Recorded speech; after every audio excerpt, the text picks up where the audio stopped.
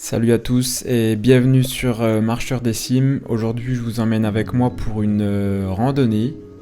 Donc, c'est l'une des étapes obligatoires pour préparer le probatoire du diplôme d'accompagnateur en moyenne montagne.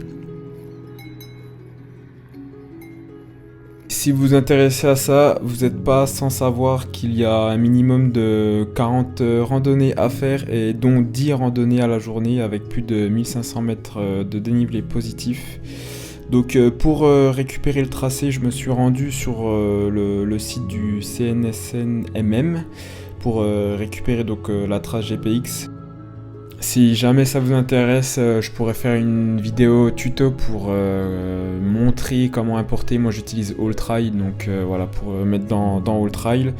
Le profil de la rando aujourd'hui c'est environ une bonne vingtaine de kilomètres avec un peu plus de 1500 de dénivelé positif. J'utilise Relive pour vous montrer un petit peu le parcours et le profil de la randonnée. Donc ça monte au début, il y a pas mal de dénivelé positif avec un petit 800 mètres. Ensuite ça redescend et ensuite une bonne grimpette jusqu'au reculé. Puis ensuite il faut tout redescendre jusqu'à l'Elex, donc le point de départ de la randonnée.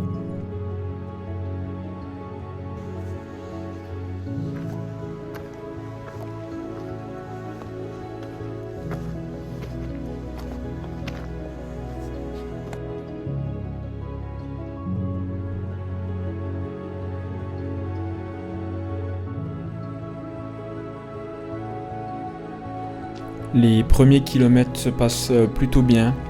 Ça monte beaucoup depuis le début, donc depuis le départ de la randonnée.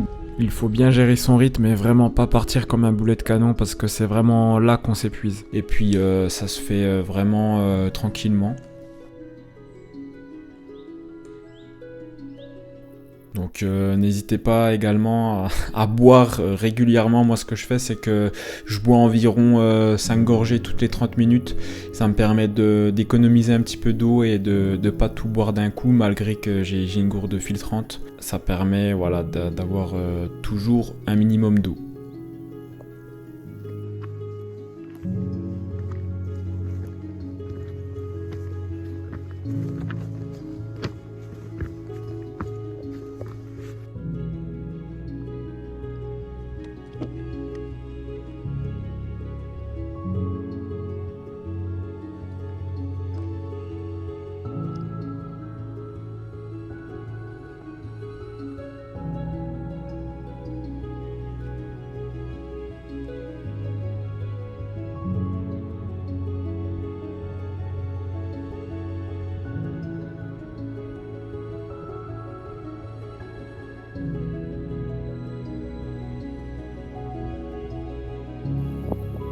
Regardez-moi cette vue.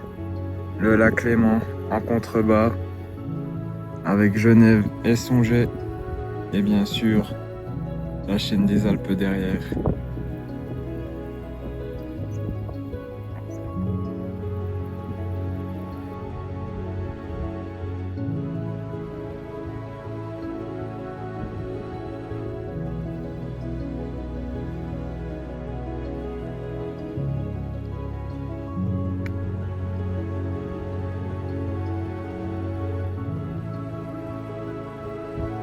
Une fois arrivé au Grand Cray, il était l'heure pour moi de manger.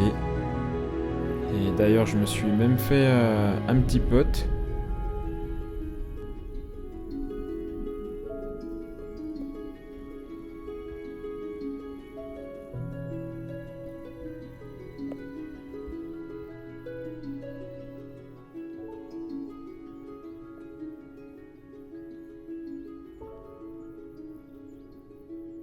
Une fois arrivé au Grand Cray de la Neige qui se trouve à 1720 mètres d'altitude, qui est le plus haut point de la rando, vous entamerez la première descente, donc qui n'est pas spécialement longue mais qui est assez raide quand même.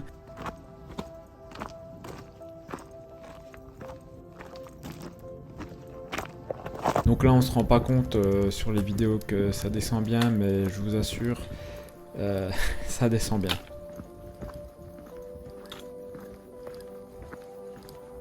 Puis ensuite, donc c'est le seul passage un peu plus technique de la randonnée, là ça monte vraiment beaucoup. Donc je vous conseille de faire des petits pas. Ça évite de s'épuiser et de pas trop taper dans le cardio.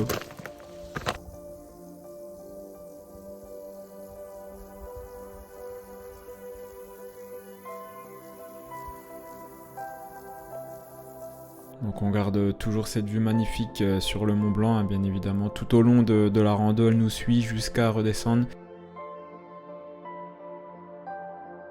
Et enfin, on arrive au reculé qui est à 1719. Puis on entame la descente qui est très très longue, qui, je l'avoue, m'a un peu tapé dans les genoux parce que ça descend longtemps.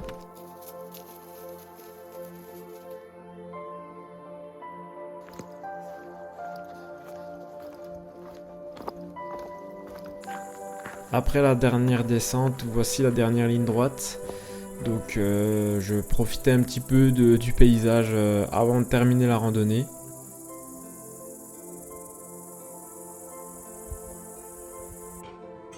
Et bien sûr, on n'oublie pas la petite boisson fraîche qui fait plaisir. Donc pour information, moi je l'ai réalisé en 7h16 minutes, 22 km. Il y avait un peu plus de 1600 mètres de D+. Donc j'ai l'impression que ça varie en fonction de chaque montre. Moi j'utilise une Garmin pour ma part. Donc voilà, je pense que vous aurez à peu près un équivalent. Le plus important c'est de faire la trace, d'avoir plus de 1500 mètres de D+. Donc je vais faire une petite série de vidéos sur ces randonnées. Si vous voulez voir la suite, abonnez-vous pour ne rien manquer. Et souvenez-vous, la liberté se trouve sur les sentiers. Allez, bye bye.